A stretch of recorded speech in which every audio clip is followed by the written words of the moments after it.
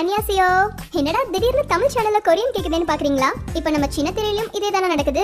நம்ம ஊர்ல சீரியல்ஸ்க்கு பஞ்சம், அப்படியே கொரியன் சீரியலை டப் பண்ணி தமிழ்ல போட்டுருக்காங்க அப்படின்னு என்னைக்காவது யோசிச்சிருக்கீங்களா?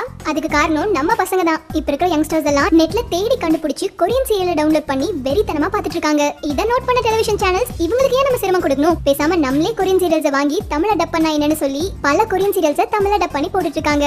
அந்த மாதிரி yeah beautiful, playful kisses, to the beautiful you, the hairs, பல சீரியல்ஸை தமிழ்ல போட்டுட்டு இருக்காங்க. கொரியன் சீரியல்ஸ் மேல இந்த அளவுக்கு கிரேஸ் வர சில முக்கியமான காரணங்கள் இருக்கு. நம்பர் 1, நம்ம ஊர் சீரியல்ஸ் மாதிரி ஒரே சீரியலை பல வருஷங்கள் ஓட்டுறது கிடையாது. மேக்ஸிமம் 20 to 24 எபிசோட்குள்ள எந்த சீரியலா இருந்தாலும் முடிச்சிடுறாங்க. ஒவ்வொரு எபிசோடும் செம கிறிஸ்பா இன்ட்ரெஸ்டிங்கா இருக்கிறதால இது நம்ம யங்ஸ்டர்ஸை ரொம்பவே இம்ப்ரெஸ் பண்ணிடுச்சு. இது எல்லாத்துக்கும் மேல கொரியன் கல்ச்சருக்கும் இந்தியன் கல்ச்சருக்கும் நிறைய சிமிலாரிட்டிஸ் இருக்கு. சோ கண்டென்ட் ரிலேட் பண்ணிக்கிறது ரொம்பவே சிம்பிளா இருக்கு. இதை விட ரொம்ப முக்கியமான விஷயம், சீரியல்ல வர எல்லா ஆர்டிஸ்டும் செம்ம ஹேண்ட்ஸமா இருக்காங்க. கதையோட பிளாட்ஃபார்மை பார்த்தா மேக்ஸிமம் ஸ்கூல் காலேஜ் தான் பேஸ் பண்ணிருக்கு. சோ நம்ம பசங்க தன்னோட லைஃப அதிகமாவே ரிலேட் பண்ணிக்கிறதால கொரியன் சீரியல்ஸ்க்கு தமிழ்நாட்டுல நல்ல வரவேற்பு. ஆமா, உங்களோட ஃபேவரட் கொரியன் சீரியல் என்ன? கீழே கமெண்ட் பண்ணுங்க.